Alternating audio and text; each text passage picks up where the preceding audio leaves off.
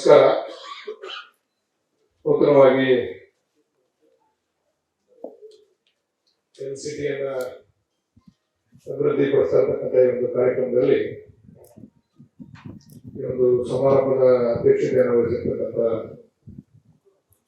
ನಂತರ ಕ್ಷೇತ್ರದ ಜನಪ್ರಿಯ ಶಾಸಕರಾದಂಥ ಇಕ್ಬಾಲ್ ಹುಸೇನ್ ಅವರೇ, ಈಗ ತಾನೇ ನಮ್ಮನ್ನೆಲ್ಲ ಉದ್ದೇಶಿಸಿ ಮಾತಾಡಿದಂಥ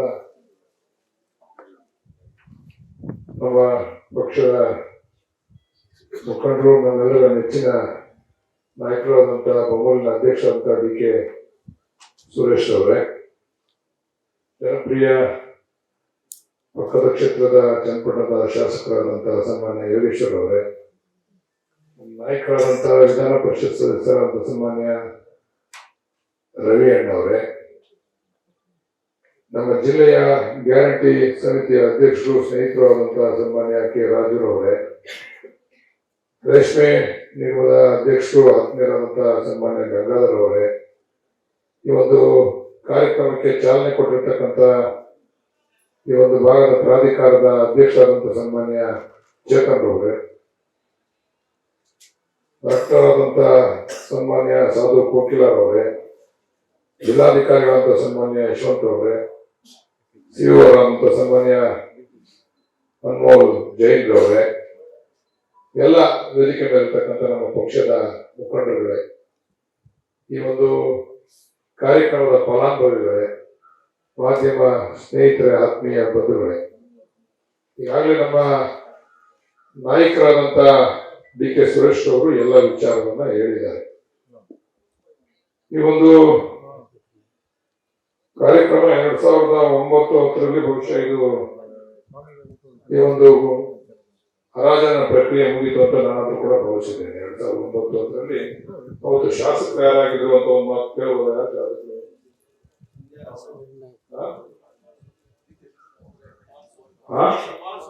ಕುಮಾರಸ್ವಾಮಿ ಅವರು ಈ ಭಾಗದ ಶಾಸಕರು 2009-10ರಲ್ಲಿ.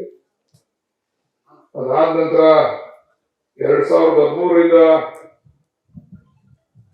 2018 ಕೂಡ ಅವರೇ ಶಾಸಕರು ಇರ್ಬೋದು. ಅವರೇ ಶಾಸಕರು ಇಲ್ಲ, ಅವರೇ ಇರ್ಬೋದು ಶಾಸಕರು. ಶ್ರೀಮತಿಯವರು ಆಗಿದ್ದು, ಶ್ರೀಮತಿಯವರು 2018ರಲ್ಲಿ ಆಗಿದ್ದು, ಶ್ರೀಮತಿಯವರು 2018ರಲ್ಲಿ ಉಪಚುನಾವಣೆಯಲ್ಲಿ ಪಾಪ ಡಿ.ಕೆ. ಸುರೇಶ್ ಅವರು ಬೆನ್ನು ಕಟ್ಕೊಂಡು ಪಾಪ ಕಷ್ಟಪಟ್ಟು ಅತ್ಯಂತ ಹೆಚ್ಚು ಈ ರಾಜ್ಯದಲ್ಲಿ ಹೆಚ್ಚು ಲೀಡು, ಎಷ್ಟು ಲೀಡು ಆಯಿತು, 1 ಲಕ್ಷ ಚಿಲ್ಲರೆ ಲೀಡು, 1.25 ಲಕ್ಷ ಲೀಡು.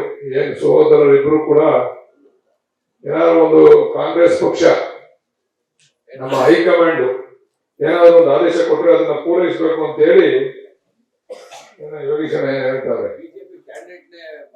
ಅದನ್ನೇ ನೀವು ಸೇರಿ ನೀವು ಬಿಟ್ಬಿಡೆ,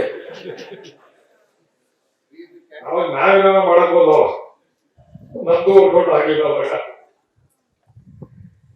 ಒಂದು ಬಡಾವಣೆ, ಬಹುಶಃ ನೀವೆಲ್ಲ ಕೂತಿದ್ದೀರಲ್ಲ, ನೀವೆಲ್ಲ ಈ ರೀತಿ ಈ ಬಡಾವಣೆಗೆ ಒಂದು ಜೀವ ಕಡೆ ಬರ್ತದೆ ಅಂತ ನೀವ್ಯಾರು ಕೂಡ ಅನ್ಕೊಂಡಿಲ್ಲ ಅಂತ ನಾನದು ಕೂಡ ಹೇಳಿಕ್ಕೆ ಇಚ್ಛೆ ಪಡ್ತೇನೆ. ಎಲ್ಲರೂ ಕೂಡ ನೀವೇನು ಈ ಬಡಾವಣೆಯಲ್ಲಿ ನೀವು ಸೈಟ್ ಅನ್ನ ಖರೀದಿ ಮಾಡಿದ್ರಿ, ಇದು ತ್ರಿಶಂಕು ಸ್ವರೂಪದಲ್ಲಿ ಇತ್ತು, ಇದು ಅತಂತ್ರ ಸ್ಥಿತಿನಲ್ಲಿ ಇತ್ತು.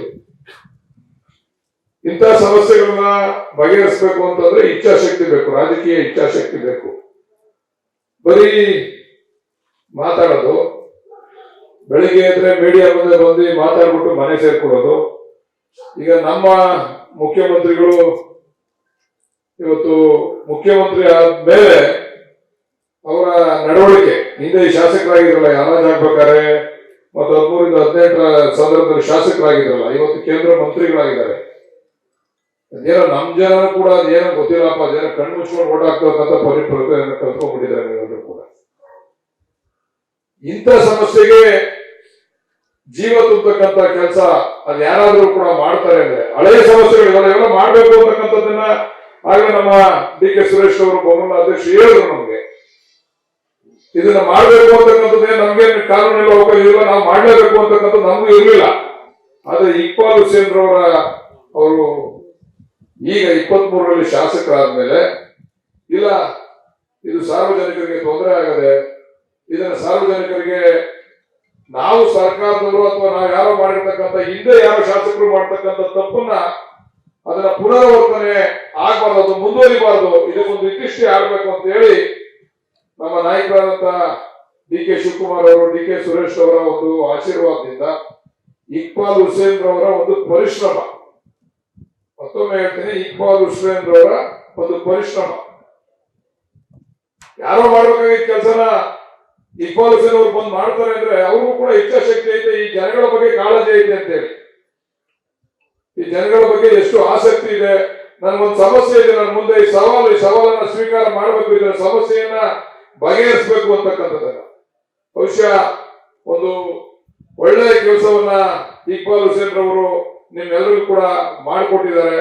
ನಾನು ವೈಯಕ್ತಿಕವಾಗಿ ನಿಮ್ಮೆಲ್ಲರ ಪರವಾಗಿ ಇಕ್ಬಾಲ್ ಹುಸೇನ್ ಅವರಿಗೆ, ಡಿ ಕೆ ಶಿವಕುಮಾರ್ ಅವರಿಗೆ, ಸುರೇಶ್ ಅವರಿಗೆ ಈ ಸಂದರ್ಭದಲ್ಲಿ ನಾನು ಅಭಿನಂದನೆಯನ್ನ ಸಲ್ಲಿಸಲಿಕ್ಕೆ ನಾನು ಇಚ್ಛೆ ಪಡ್ತೇನೆ. ಇಂಥದ್ದು ಒಂದು ಕೆಲಸ ಅಲ್ಲ, ಎರಡು ಕೆಲಸ ಅಲ್ಲ, ನಮ್ ಜನಗಳಿಗೂ ಕೂಡ ಅದೇನೋ ಬುದ್ಧಿ ಭ್ರಮಣೆ ಆಗ್ಬಿಡೋದು ಅಥವಾ ಏನೋ ಮರ್ತು ಬಿಟ್ಟವ್ರು, ಅವ್ರು ಏನ್ ಅನ್ಕೊಂಡ್ಬಿಟ್ಟವ್ರು ಗೊತ್ತಿಲ್ಲ ನಮ್ ಜನಗಳು. ಅವ್ರು ಚುನಾವಣೆ ಬಂದಾಗ ನಾವು ಮಾಡೋ ಕೆಲಸ ಎಲ್ಲ ಮರ್ತು ಬಿಡ್ತಾರೆ. ನಾವು ಡಿ ಕೆ ಸುರೇಶ್ ಅವರಂತ ಒಬ್ಬ ನಾಯಕನನ್ನ ನಾವು ಉಳಿಸ್ಕೊಳಕ್ ಆಗ್ಲಿಲ್ಲ ಅಂತಂದ್ರೆ ಬಹುಶಃ ಇದಕ್ಕಿಂತ ದುರಂತ ಇನ್ನೊಂದಿಲ್ಲ. ಇವತ್ತೇನಾದ್ರೂ ಕೂಡ ಈ ಜಿಲ್ಲೆ ಅಭಿವೃದ್ಧಿ ಅಂತ ಹೋಗ್ತಾ ಇದೆ ಅಂತಂದ್ರೆ ನಮ್ಮ ಹಿಂದೆ ನಿಂತು, ನಮ್ಮೆಲ್ಲರಿಂದ ನಿಂತು, ನೆನೆ ನೋಡಿ ಬಹಳ ವರ್ಷಗಳ ಸಮಸ್ಯೆ ಚನ್ನಪಟ್ಟಣದಲ್ಲಿ ಬಸ್ ಸ್ಟ್ಯಾಂಡ್, ಏನು ಎಷ್ಟು ವರ್ಷ ಸಮಸ್ಯೆಗಳು, ಯಾರು ಬಂದು ಡಿ ಸಿ ಎಂ ಸಾಹೇಬ್ರೆ ಮಾಡಕ್ಕಾಗಿಲ್ಲ ಕೆಲಸನ, ಅವ್ರು ಡಿ ಸಿ ಎಂ ಆಗಿದ್ರು ಮಾಡಕ್ಕಾಗಿಲ್ಲ. ಡಿ ಕೆ ಸುರೇಶ್ ಅವರು ಜನ ನನ್ನನ್ನು ಕೂಡ 3 ಬಾರಿ ಲೋಕಸಭಾ ಸದಸ್ಯನಾಗಿ ಮಾಡಿದ್ದಾರೆ ಅಂತಕ್ಕಂಥದ್ದು, ಅವ್ರು ಕೆಲಸ ಮಾಡ್ಬೇಕು ಸೋತ್ ಮೇಲೆ ಅಂತೇಳಿ ಏನು ಅದೇನು ಕಾನೂನೇನಲ್ಲ, ಅವ್ರು ಮಾಡ್ಬೇಕು ಅಂತಕ್ಕಂಥ ಅವ್ರ ಇಚ್ಛಾಶಕ್ತಿ. ನಮ್ ಜಿಲ್ಲೆ ಜನ, ನಾವೆಲ್ಲ ಈ ಜಿಲ್ಲೆಯ ಮಕ್ಕಳು, ನಾವೆಲ್ಲರೂ ಕೂತಿರೋರು ಈ ಜಿಲ್ಲೆಯಲ್ಲಿ ಹುಟ್ಟಿ, ಜಿಲ್ಲೆಯಲ್ಲಿ ಬೆಳೆದಿ, ಈ ಜಿಲ್ಲೆಯಲ್ಲಿ ಸಾಯೋರು ನಾವು. ಕೆಲವರು ಬೇರೆ ಕಡೆ ಹುಟ್ಟು ಬಂದು ಇಲ್ಲಿ ಸಾಯ್ಬೋದು, ಆದ್ರೆ ನಾವು ಹುಟ್ಟಿದವರು ಇಲ್ಲ, ನಾವಿಲ್ಲೇ ಹುಟ್ಟೇ, ನಾವು ಹುಟ್ಟು ಬೆಳೆದು ಸಾವು ಎಲ್ಲ ನಮ್ಮ ಜಿಲ್ಲೆ ಇರೋದು. ನಮ್ಮ ಜೀವನವನ್ನ ಕಟ್ಕೊಂಡಿರ್ತಕ್ಕಂಥದ್ದು, ನಮ್ಮ ಬದುಕನ್ನ ಕಟ್ಕೊಂಡಿರ್ತಕ್ಕಂಥದ್ದು, ನಮ್ಮ ಪೂರ್ವಿಕರು ಕೂಡ ನಾವೆಲ್ಲ ಬದುಕನ್ನ ಕಟ್ಕೊಂಡಿರ್ತಕ್ಕಂಥವ್ರು. ಎಲ್ಲಾದ್ರೂ ಕೂಡ ಒಂದು ಹೆಮ್ಮೆ. ನನಗೆ ಯಾರು ಹೇಳಿದ್ರು ನಿನ್ನ ಹಾಸನ ಜಿಲ್ಲೆ ಉಸ್ತುವಾರಿ ಮಾಡ್ಬಿಡ್ತಾರೆ, ಮಂಡ್ಯ ಜಿಲ್ಲೆ ಉಸ್ತುವಾರಿ, ನಾನಂದ್ರೆ ಯಾವ ಜಿಲ್ಲೆಗೆ ಉಸ್ತುವಾರಿ ಬೇಡ, ನನ್ನ ಇಚ್ಛೆ ರಾಮನಗರ ಜಿಲ್ಲೆಗೆ ನಾನು ಉಸ್ತುವಾರಿ ಸಚಿವರಾಗಬೇಕು ಅಂತಕ್ಕಂಥದ್ದು. ನನ್ನ ಜನಗಳ ಅವರ ಜೊತೆ ನನ್ನ ಒಡನಾಟ ಇರಬೇಕು, ನನ್ನ ಜಿಲ್ಲೆಯ ಜನಗಳ ಜೊತೆ ಒಡನಾಟ ಇರಬೇಕು. ಇವತ್ತು ಸನ್ಮಾನ್ಯ ಡಿ ಕೆ ಶಿವಕುಮಾರ್ ಅವ್ರನ್ನ ಈ ರಾಜ್ಯದ ಅತ್ಯಂತ ಉನ್ನತವಾದಂತ ಎತ್ತರವಾದಂತ ಸ್ಥಾನಕ್ಕೆ ನಿಮ್ಮೆಲ್ಲರ ಆಶೀರ್ವಾದದಿಂದ ನೀವೆಲ್ಲ ಕುಡಿಸಿದೀರಾ ಅಂತಂದ್ರೆ ನಾವು ಯಾವಾಗಲೂ ಕೂಡ ನಿಮ್ಗಳಿಗೆ ಚಿರಋಣಿಗಳಾಗಿರ್ತೇವೆ ಅಂತಕ್ಕಂಥ ಮಾತನ್ನು ಈ ಸಂದರ್ಭದಲ್ಲಿ ನಾನು ಹೇಳಿಕ್ಕೆ ಇಚ್ಛೆ ಪಡ್ತೇನೆ. ಇವತ್ತು ನಮ್ಮ ಮೇಲೆ ವಿಶ್ವಾಸ ಇದೆ. ಬರೀ ಡೋಂಗಿ ಮಾತುಗಳು, ಬೆಳಿಗ್ಗೆ ಬೈಯೋದೇ ಆ ಬಿಡದಿ ಟೌನ್ಶಿಪ್ ಅವರೇ ಮಾಡ್ಬಿಟ್ರು, ಅವರೇ ಆದೇಶ ಮಾಡಿದ್ದು, ಅವರೇ ಜಾಗತಿಕ ಟೆಂಡರ್ ತಂದಿದ್ದು, ಅವರೇ ಮಾಡಿದ್ದು. ಇವಾಗ ಬೈಯೋದು ನಮ್ಮನ್ನ, ಏನ್ ಅವ್ರಿಗೆ ಹೊಟ್ಟೆ ತೋರಿಸೋದ್ ಕಾಣಿಸ್ತದೆ. ಡಿ ಕೆ ಶಿವಕುಮಾರ್ ಅವ್ರನ್ನ ನೋಡಿದ್ರೆ ಹೊಟ್ಟೆ ಒಳಗೆ ಬೆಂಕಿ ಕೂಡ ಆಯ್ತದ ಕಾಣಿಸ್ತದೆ. ಅವ್ರು ಕೂತ್ಕೊಂಡ್ರೆ ನೋಡ್ರಿ ಹೆಂಗ್ ಕೂತವ್ರೆ ಡಿ ಕೆ ಶಿವಕುಮಾರ್ ಅವರು, ನಿಂತ್ಕೊಂಡ್ರೆ ಹೆಂಗಿದ್ದಾವ್ ನೋಡ್ರಿ. ಏನ್ರಿ ನ್ಯಾಯ ವಿನಯ, ಏನ್ರಿ ಒಂದು ಲಿಸ್ಟ್ ಮಾಡ್ಕೊಟ್ರಿ ಅಂತ ಕೇಳ್ಬೇಕು ನಾವು ಕೇಂದ್ರ ಮಂತ್ರಿಗಳಿಗೆ. ನಾವ್ ಹೆಂಗಿರ್ಬೇಕು ಅಂತ ನಾವೆಲ್ಲರೂ ನೋಡಪ್ಪ, ನಾವ್ ಹೆಂಗ್ ನಡಿಬೇಕು, ಹೆಂಗ್ ಕೂತ್ಕೋಬೇಕು, ಹೆಂಗ್ ನಿಂತ್ಕೋಬೇಕು ಅಂತೇಳಿ. ಅದರಿಂದ ದಯಮಾಡಿ ನಮ್ಮ ಜಿಲ್ಲೆಯ ಜನಗಳಿಗೆ ಅರ್ಥ ಆಗ್ಬೇಕು, ನಮ್ಮ ಜಿಲ್ಲೆಯ ಜನಗಳು ಅರ್ಥ ಮಾಡ್ಕೋಬೇಕು.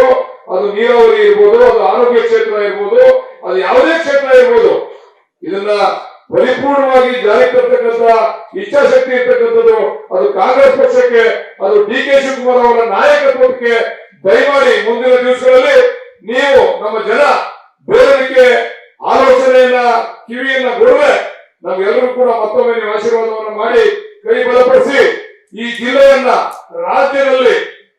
ರಾಜ್ಯದ ಅಭಿವೃದ್ಧಿಯಲ್ಲಿ ಪ್ರಥಮ ಜಿಲ್ಲೆಯಾಗಿ ಮಾಡ್ತಕ್ಕಂಥದ್ದು ನಮ್ಮೆಲ್ಲರ ಕೆಲಸ ಅಂತಕ್ಕಂಥ ಮಾತನ್ನ ಈ ಸಂದರ್ಭದಲ್ಲಿ ಹೇಳ್ತಾ, ಇವತ್ತು ನೋಡಿ ಯಾರಾದ್ರೂ ಬೇರೆಯವರಾಗಿದ್ರೆ ಇದಕ್ಕೆ ಈ ಅಭಿವೃದ್ಧಿ ಶುಲ್ಕ ಬಹುಶಃ ಅವತ್ತು ಎಷ್ಟು ಕೊಟ್ಟಿದ್ರೆ ನನ್ಗೆ ಗೊತ್ತಿಲ್ಲ, ಒಂದು ಸೈಟ್ ಎಷ್ಟು ಕೊಟ್ಟು ತಗೊಂಡವ್ರೆ ಅಂತ. 250-300 ರೂಪಾಯಿ, ಇವತ್ತು ಹೆಚ್ಚು ಕಡಿಮೆ 4,000-5,000 ಹೋಯ್ತದೆ. ನಿಮ್ಗೆ ಯಾರು ನಿಮ್ಗೆ ಅವರು ಟೋಪಿ ಹಾಕ್ಬೇಕು ಅಂತಿದ್ರೆ ಒಂದು 500,000 ಕಟ್ಟಿದ್ರೆ ನೀವೆಲ್ಲ ಕಟ್ಟಕ್ಕೆ ರೆಡಿ ಇದ್ರಿ. ಆದ್ರೂ ಕೂಡ ಇಕ್ಬಾಲ್ ಹುಸೇನ್ ಅವರು, ಡಿ ಕೆ ಸುರೇಶ್ ಅವರು, ನಮ್ಮ ಅಧ್ಯಕ್ಷರೆಲ್ಲ ಸೇರಿ ಬರೀ ಅಭಿವೃದ್ಧಿ ಶುಲ್ಕ 200 ರೂಪಾಯಿನ ಕಟ್ಟಿಸ್ಕೊಂಡು ನಿಮ್ಗೆ ಈ ತರ ಒಂದು ಸುಸಜ್ಜಿತವಾದ ಬಡಾವಣೆ ಇವತ್ತು ಸಿಗ್ತಾ ಇರ್ತಕ್ಕಂಥದ್ದು ಅದು ನಿಮ್ಮೆಲ್ಲರ ಭಾಗ್ಯ ಅಂತಕ್ಕಂಥ ಮಾತನ್ನ ಹೇಳಿ, ಬಹುಶಃ ನೀವು ಎಷ್ಟು ಸುತ್ತಬೇಕಾಗಿತ್ತು ಈಗ ಎಲ್ಲರಿಗೂ ಕೂಡ ಅಂತ್ಯ ಆಗ್ತಕ್ಕಂಥ ಕೆಲಸವನ್ನ ಆ ಒಂದು ಪ್ರಾಧಿಕಾರದ ಅಧ್ಯಕ್ಷರು, ಆ ಎಲ್ಲ ಸದಸ್ಯರುಗಳು ಅಧ್ಯಕ್ಷರು ನಮ್ಮ ನಾಯಕರುಗಳ ಮಾರ್ಗದರ್ಶನ ಮಾಡಿರ್ತಕ್ಕಂಥದಕ್ಕೆ ಮತ್ತೊಮ್ಮೆ ಅವರಿಗೆ ಅಭಿನಂದನೆಗಳನ್ನು ಹೇಳಿ, ನಿಮ್ಮ ಆಶೀರ್ವಾದ ಸಭಾ ಡಿ ಕೆ ಶಿವಕುಮಾರ್ ಅವರ ಕುಟುಂಬ ನಾವೆಲ್ಲ ಅವ್ರ ಕುಟುಂಬ, ನಾವೆಲ್ಲರೂ ಕೂಡ ಅವ್ರ ಕುಟುಂಬ, ನಾವೆಲ್ಲ ಏನ್ ಶಾಸಕರಿದ್ದೇವೆ ನಾವೆಲ್ಲ ಅವ್ರ ಕುಟುಂಬ, ಅವ್ರ ಮೇಲೆ ಆಶೀರ್ವಾದ ಸದಾ ಇರಲಿ ಅಂತಕ್ಕಂಥ ಮಾತನ್ನ ಈ ಸಂದರ್ಭದಲ್ಲಿ ಹೇಳಿ ಎಲ್ರಿಗೂ ಒಂದ್ಸಿ ನನ್ನ ಮಾತನ್ನ ಮುಗಿಸ್ತೀನಿ. ನಮಸ್ಕಾರ.